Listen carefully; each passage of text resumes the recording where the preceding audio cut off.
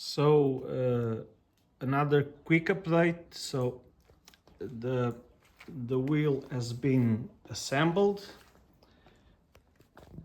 Those screws here, they were put in place, the disc back to its place, and the wheel now it's already on the scooter.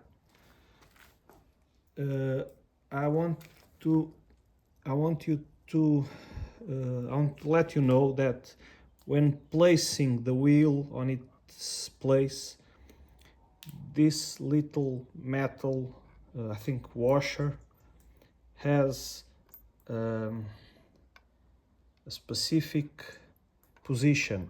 So this dent must be aligned with that space, and in order to that happen, the axle has a specific position. So you will have to turn all of the wheel. You have to you must put this little metal dent on its correct place.